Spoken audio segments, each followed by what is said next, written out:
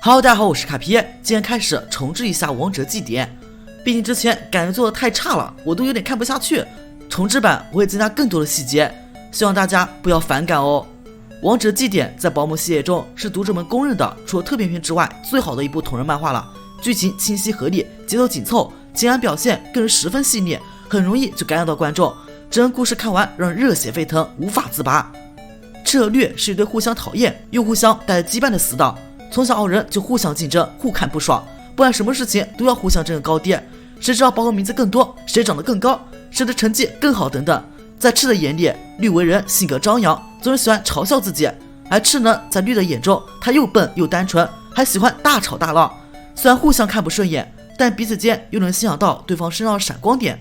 在赤的心中，他从心底里承认绿的实力确实更胜自己一筹，不论是实战还是理论，自己都无法和绿比较。赤常以绿为自己的人生目标，为自己奋斗的动力。可是每次当赤要追上绿的时候，绿就又甩开自己一大截，而绿却颇为欣赏赤的执着，就算跌倒了也马上就会爬起来，从来不会怀疑自己的价值，对自己坚信不疑。双方都把彼此当成最大的劲敌，谁也不想输给谁。这天，赤用皮卡丘向绿的伊布发起挑战，这已经不是他们第一次互相切磋了。赤的实力进步很快，皮卡丘和伊布打个平手。赤夸赞皮卡丘已经做得很好了，但是绿对于伊布的表现却不是很满意，很冷漠的将伊布收回精灵球里。对绿的冷漠，赤很不理解，伊布已经很努力很厉害了，至少应该鼓励一下吧。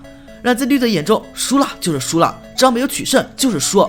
如果自己的伊布和赤皮卡丘打了平局，那就证明自己还不够强，修行还远远不够。绿回收伊布之后，头也不回的转身就走。赤很好奇问绿要去哪里，绿说要赶在日落之前到达长盘市。原来距离精灵联盟世英大会还有1年的时间，出场资格是要拥有8个道馆徽章，还有图鉴是绿要抓紧切时间修行，收集徽章，向精灵联盟世英大会靠近。赤看到绿斗志如此激昂，也来了兴致，绿却嘲讽赤说，这种大会对你来说还太早了。赤则一点也不服气，他说刚刚我们打了个平手吧，那就来做个了断吧。绿纳闷了，了断现在吗？赤说当然不是现在，是那个世英高原的精灵大会场，在旅途结尾，在那里做个了断。绿还继续嘲讽着赤，不知道自己几斤几两。赤则完全不理会，他只是说我也会到那里旅行的，我会变得更强，一口气打败8个道馆，一口气杀入精灵联盟，战胜你。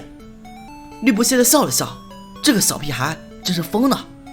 二人就如小时候一样针锋相对，互看不顺眼，额头贴着额头对顶，谁也不让着谁。结果绿一个转身，赤由于惯性跌倒在地，真气死了，干嘛突然转身啊？绿和赤说那就这么说定了，我们之间胜负就留到1年之后的精灵联盟，前提是能达到进入联盟的水平。二人各自的修行由此展开。时间很快就来到1年后，如今小智正在世英高原大门前仰着头瞻仰着这个壮丽的城镇。赤虽然有所成长和历练，但还是没有改变那个喜欢吵吵闹闹的性格。刚进了世英高原，赤就开始喊口号给自己打气。你说你喊口号就喊口号吧，你别影响别人啊。果然他这么一喊，就招来了别人不满，吵死了。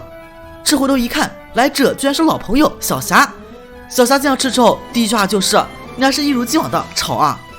这让小霞很吃惊，甚至感动的都要热泪盈眶了。他问小霞，你是来给我做姻缘的吗？小霞无语了，人家也是来参赛的。哦，那就是多了一个劲敌了。赤和小霞彼此对望着，这是只属于劲敌的眼神。要说赤还是太嫩了，士别3日当刮目相看。如今的小霞何止是劲敌，简直是特别强劲那种劲敌。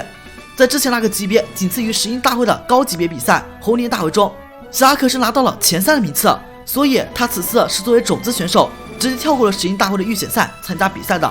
赤都听呆了，居然还有这种方式和特权，老子还要参加预选赛呢。我说赤啊，别担心别人了，你还是担心一下自己吧，再拖一会儿估计预选赛你都上不去了。为啥？小霞看了一眼时间，提醒赤，你在这兴高采烈的高谈阔论，到前台报名了吗？抽签还有5分钟就结束了。赤大吼一声，你怎么不早说？慌慌张张的跑去前台，到了一看傻眼了，到处都是人，这些可都是来自全国各地，至少打败过8个道馆来到这里参加比赛高手，人数大概超过200人。要想从这群人当中脱颖而出，不拿出必死的决心和强劲实力，恐怕是办不到的。小牙特别提到，这里的气氛和级别和红莲大会根本不在一个层次。赤月的确感觉到了与以往任何一个道馆和比赛不一样的氛围，这种氛围充满了剑拔弩张的杀戮气息，每个人看上去都不是那种普通的阿猫阿狗。不过赤并没有被这种氛围和周围的强敌吓得退缩，反而激起他的斗志。要取胜当然不容易，这可是翻越了高山之后才看得到的美景啊！全力拼杀的战场正合我意。看着眼前的小赤，小牙不禁想起了当初第一次和小赤见面的情景，你还是一点都没变啊！预选赛只看了一场真老乡小南的比赛，他的耿鬼轻而易举的就打败对手云多脑，顺利通过第一次预选。赤在观众位上为小南高声呼喊，小南看到赤还挺惊讶，你怎么在这里？赤开玩笑的说，当然是来给你打气的。小牙也凑过来和小南打招呼，给小南送上祝福和鼓励。赤在一边闲不住似的带皮卡丘从栏杆上悠哉的滑了下去，小牙气的大骂，能不能正常点啊？小南说，我可不想输给你们，不论是赤还是绿。赤自信的说，这也是我想说的话。小牙嘲讽说，差点错预选赛的家伙居然说这样的话，这可把赤气得差点背过气去。下一场就赤的比赛了，要是输了的话可就别来见我了。小牙这样为小赤加油。第一场比赛中，小赤要对战对手是驯兽师阿奇拉，每个人可以使用2只宝梦，毫无疑问的派了皮卡丘打头阵，而阿奇拉这边的先锋战士是大针锋。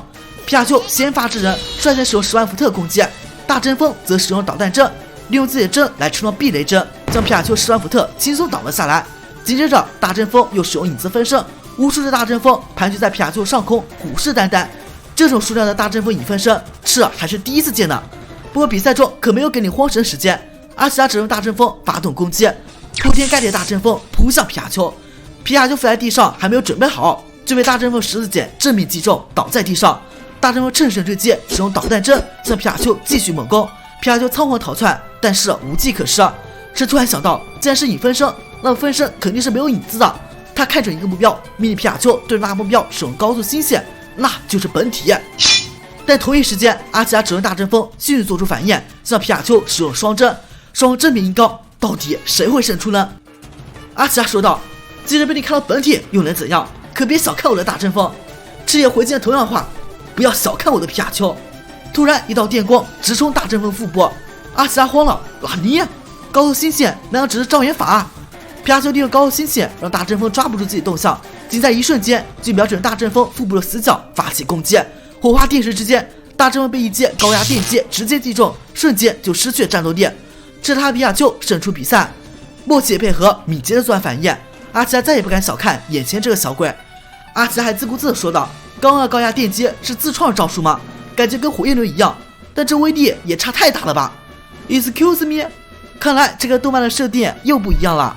按照比赛规则，阿奇拉还可以使用1只宝梦，赤这边决趁胜追击，用皮卡丘继续作战。然而赤此时还不知道是绿正在场外冷冷地看着他。本期故事到此结束，下一话我会立马更新出来的，希望大家点个赞支持一下。我是卡皮，咱们下期见。